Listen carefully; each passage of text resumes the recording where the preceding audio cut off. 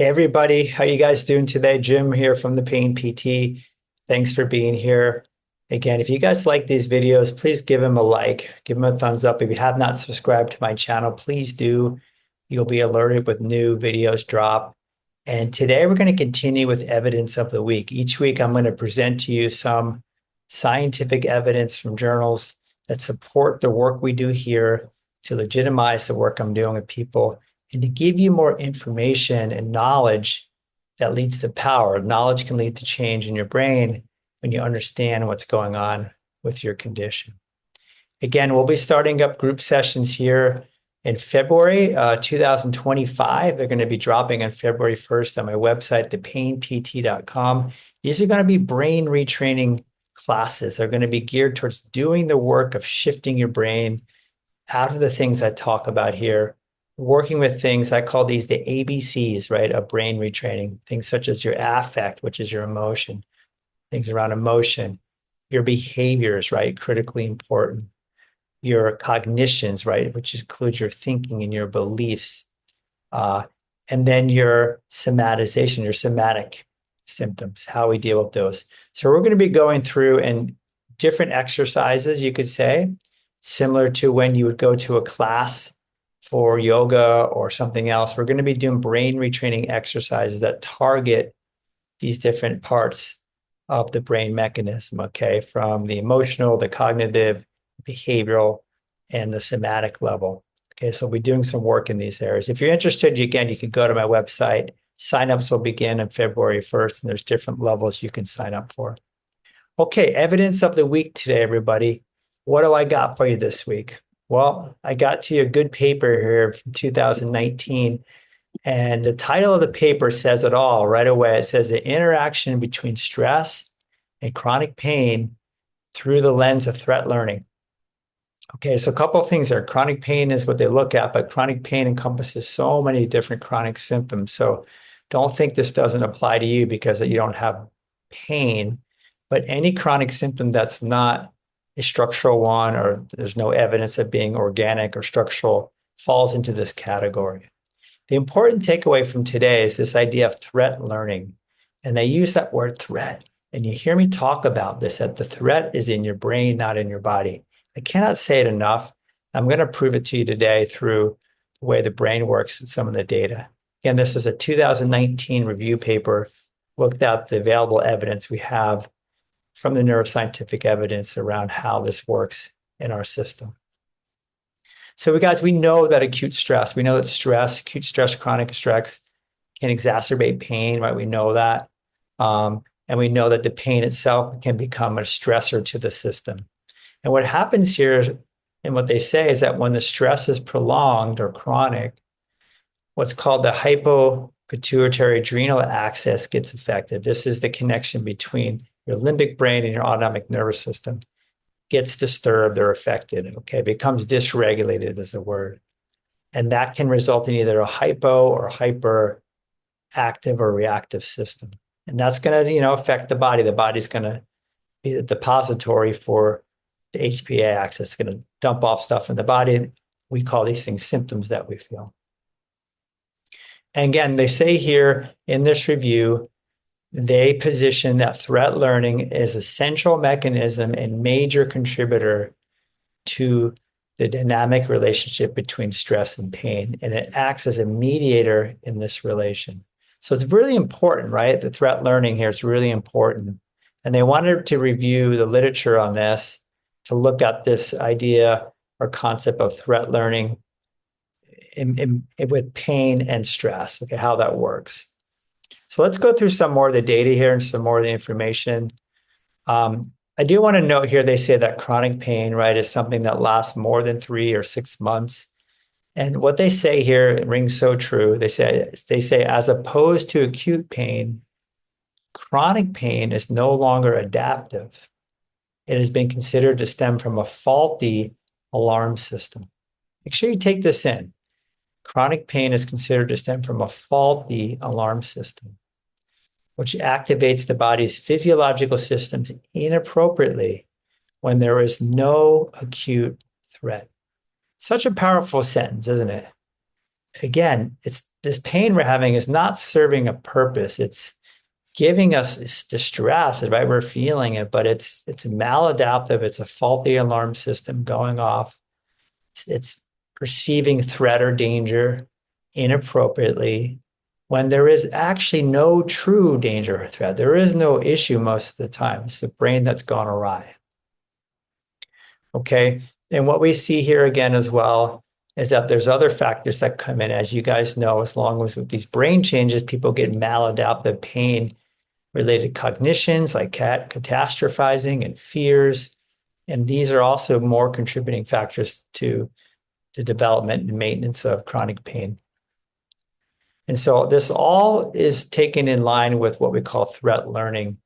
If the brain perceives something as threatening, the brain is going to learn more quickly about that and catalog that in your brain as a memory, as an association, as learned conditioning.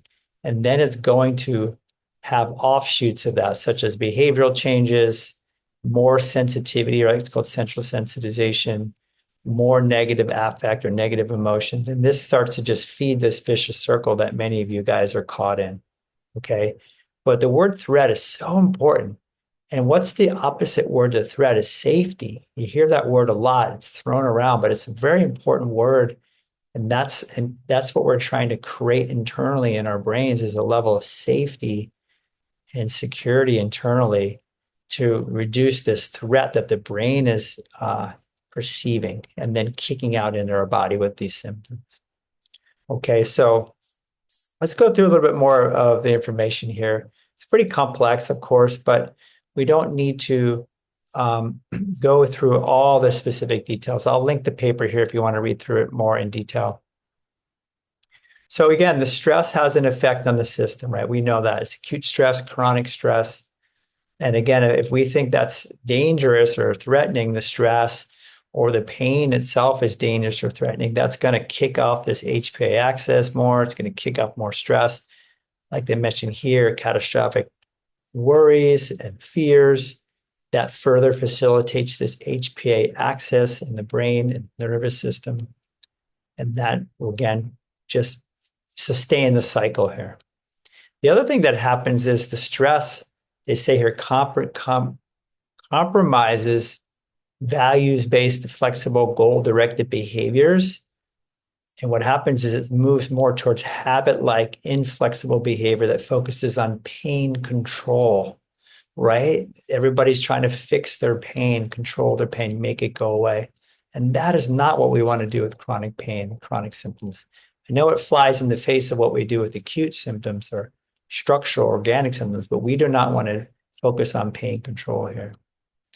So they say here, when the pain is perceived as a high threat, so if you think your symptom's a high threat and an immediate pain control is prioritized, stress further affects threat learning by facilitating what's called now acquisition, generalization, and reconsolidation of the threat memory. So basically what this says is that it's exciting it more. It's creating more threat in the brain. It's becoming acquired. It can generalize, which means it can spread now to other areas of your body, or certain movements or things you do now become more, you become more affected by. That's because of the sensitization.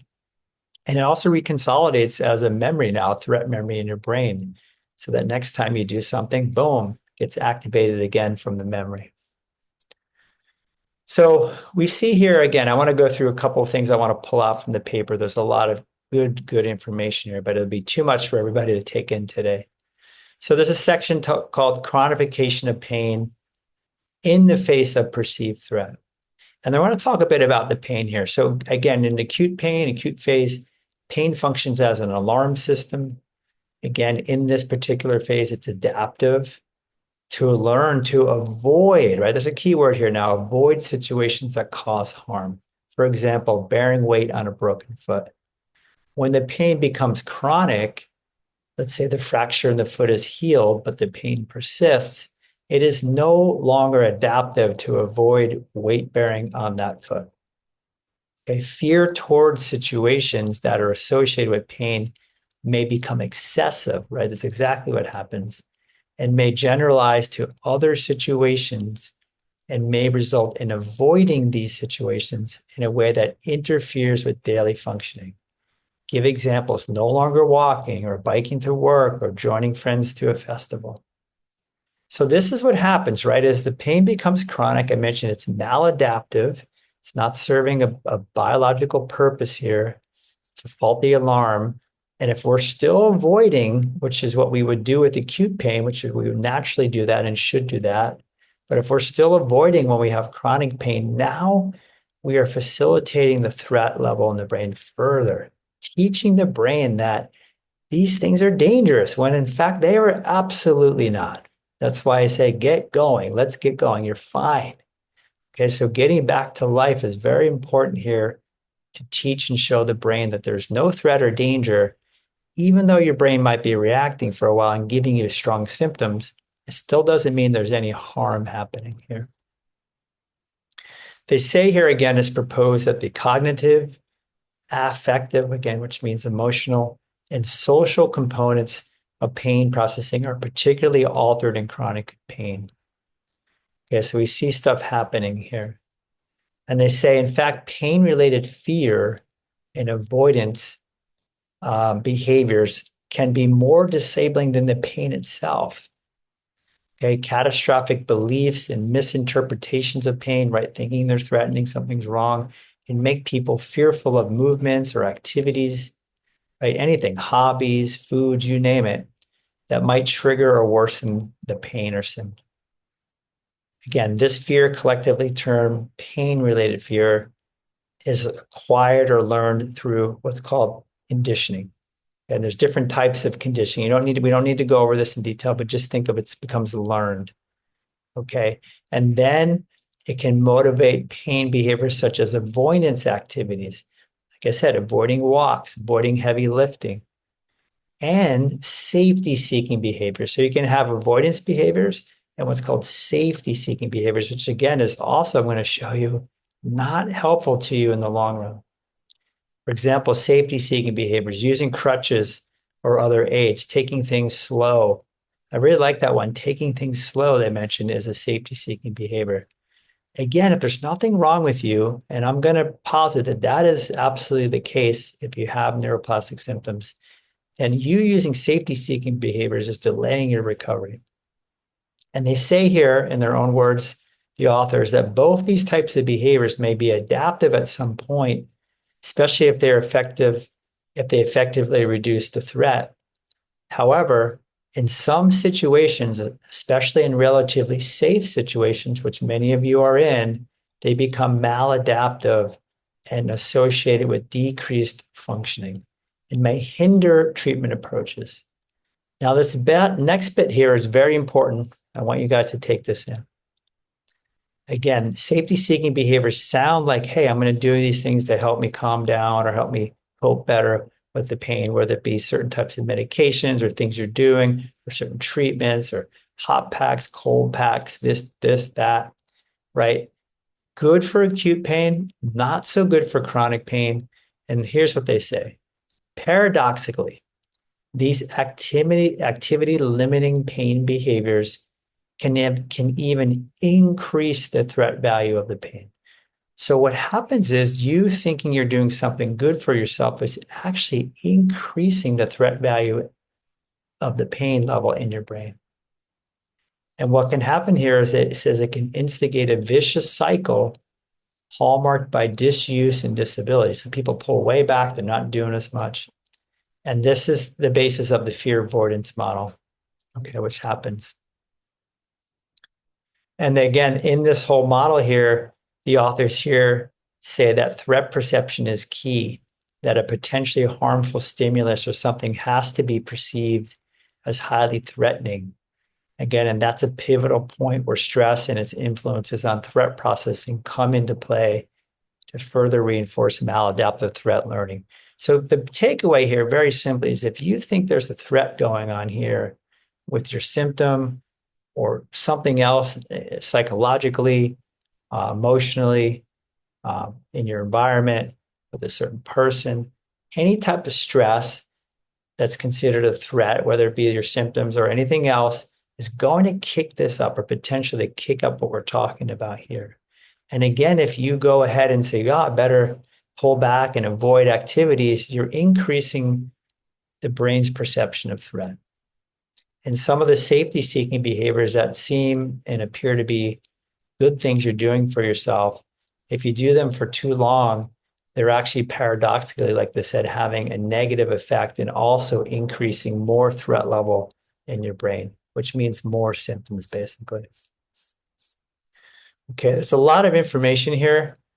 And so I'm just going to give you a little bit more today because I want you to, the information, the knowledge to go into your brain. And then I want you to understand this so then you can translate into practice what you need to do. I'm already alluding some of the things that you don't want to be doing. You want to be doing the opposite of some of these things we're mentioning, like reducing avoidance behaviors, reducing safety-seeking behaviors. So again, what happens again with chronic primary pain or neuroplastic symptoms, learning again, right? Just learning in the brain and generalizing may become excessive, no longer related to an imminent threat, and maladaptive as it may contribute to increased safety and avoidance behavior and in turn decrease functioning. Okay. And again, at the brain level here, what we see is that there's strong connections between brain networks that regulate the stress response, mainly in the limbic areas, right? The limbic brain, I talk about that a lot, and regions that are involved in learning and memory. Okay, so when our stress system can be more easily triggered by situations that we learn are threatening, and then typically, usually, it's less easily triggered by situations identified as harmless.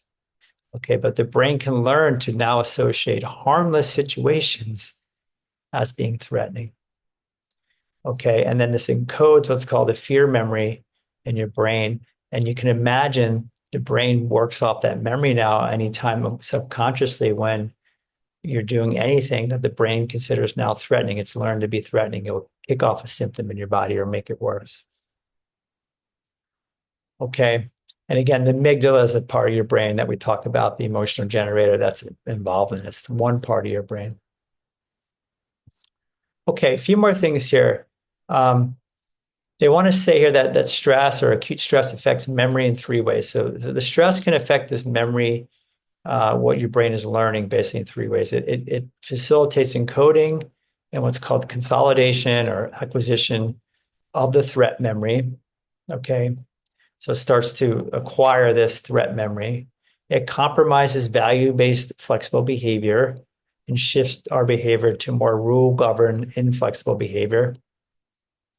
That's like I said before, avoidance behaviors and safety-seeking behaviors, very cautious, right, movements, a lot of extra attention and hypervigilance.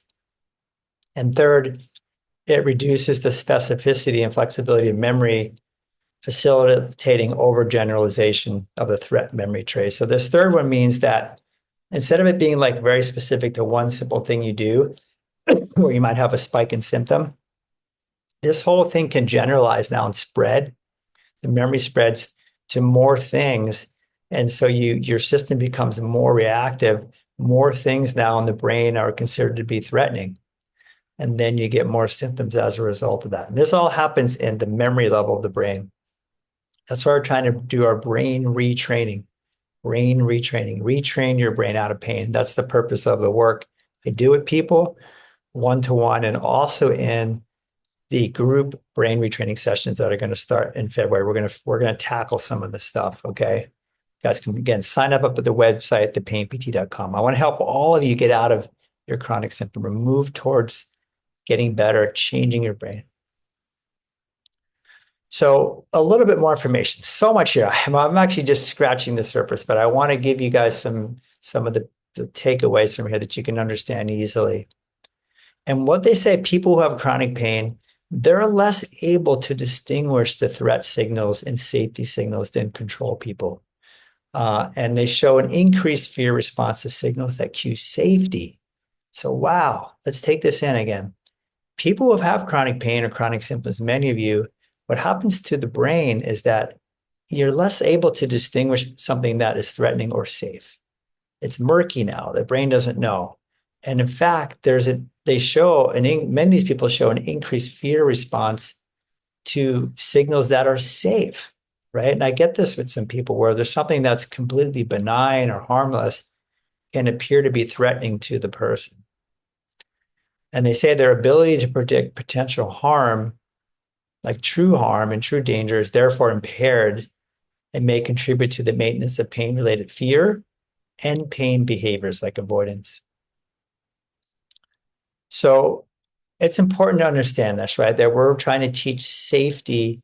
We want to be moving your brain towards safety and away from threat. The brain has been geared up now, it's been learned, like I said, from this stuff, to look for threat now more than it looks for safety. And even if it's looking for safety in some people, it still perceives it as threatening, right? This is important to take in, that your brains can get to this place. And again, all these things here are protective, excessive protective responses, okay? And the brain is protecting us from a danger or threat. So it can grow and get larger. And like we said, people can do less, become more sensitive. The brain becomes more protective. It picks up more threat or danger, or associates more threat or danger. And you can see how this thing can just compound. And again, they say here, and this is why it's so important that you guys shift out of your avoidance behaviors and safety-seeking behaviors, okay? Because they say here, extinction of pain-related fear. We want extinction, right? We want the pain-related fear coming down. Is hampered by safety and avoidance behaviors, which presents a challenge for exposure-based treatments. Okay, so something I really try to address with people is that we not only have to do exposure, but we've got to work on the brain too, to teach it that we're safe, we're secure, we are not under threat. The symptom that you're having is not threatening. Okay, so we have to do a few things here as we're going back. And again, we've got to do this over a period of time to reteach the brain. Again, all this stuff here taken together, they say there is growing evidence that chronic pain is characterized by maladaptive. I want you to understand that word maladaptive. So meaning it's not serving a purpose, it's not helping us. Maladaptive threat learning, okay, with different types of learning factors at play. And more specifically, patients with chronic pain show reduced ability to learn to differentiate threat and safety signals. They have impaired extinction of threat-related information, overgeneralization of conditioned responses, like it's spreading, and deficient reward learning. Okay, so we need to move towards safety, towards reward, towards teaching the brain there isn't an issue, back to life, right? Really having to show and tell and teach and prove to the brain that there's nothing wrong. That's what we're doing here. And it's all happening subconsciously, molecularly, chemically, right? Neuroactively at this brain and nervous system level. So that's what we need to do. There's things, again, that I mentioned here today that we can start to do. And so this is what we see, everybody. I'm going to stop here, I think, because there's a lot more I could talk about in this paper. But basically, to sum it up here in the conclusion, they say here that interactions between stress and pain, including between chronic stress and chronic pain, are complex and dynamic, right? There's a lot of complexity here, but we want to boil it down, right? We don't need to understand everything that's going on in the brain and nervous system. You don't need to know that, but you need to know what to do about it, right? And they say here, they outline these types of interactions through the lens of threat learning. I really want you to take that home today, that it's this idea of threat. The brain has learned to associate threat with many things, okay? It could start from childhood to different things throughout life, right up to the pain now or symptom you're having can be considered a threat. So once the brain learns that there's threat, this is how it kicks off and continues to produce these somatic symptoms in your body. Again, we argue that threat learning is a key mechanism through which stress modulates the experience of pain and its outcomes. Threat learning, right? If you don't think it's threatening and you don't think it's a problem, then it's not as likely, right, to create this whole thing that we're talking about today. And so I think you want to take that home and think, what can you do for yourself to reduce the threat level that you are experiencing? How can you change your beliefs? How can you change your approach? What can you do differently to start to generate safety in the brain, to start to produce and show your limbic brain, where the threat lives, that you're actually safe, that you're actually okay. Okay, so that this brain can start to update and change on a molecular level and become more the HPA, right? The hypothalamic pituitary axis can start to calm down, which again will cause your nervous system to calm down, which will cause your sensations or symptoms to calm down. So what can we do to move towards that? That's what I want you guys all to do. It's not complex. It's complex at the brain level, but in terms of what we need to do, it's not as complex.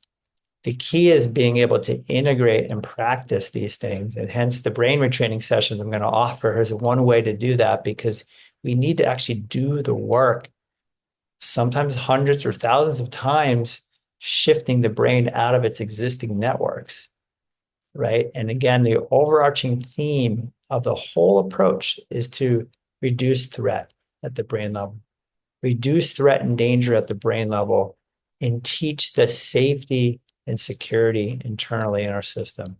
And when we can do that deeply enough and with enough time, the system's going to calm down, and so are your symptoms. I thank you all so much for listening. If you got this far, I know some of the stuff is dry, but it is really important to understand what's going on here, that this is real. This is something that I'm not telling you to believe me, but believe the neuroscience, everybody. If you want more information, you want to join my upcoming brain retraining classes or want individual coaching or assessment, go to my website, thepainpt.com. I really do thank all of you for being here. If you like the video, please give it a thumbs up, subscribe to the channel, and we'll see you guys next time. Take care now.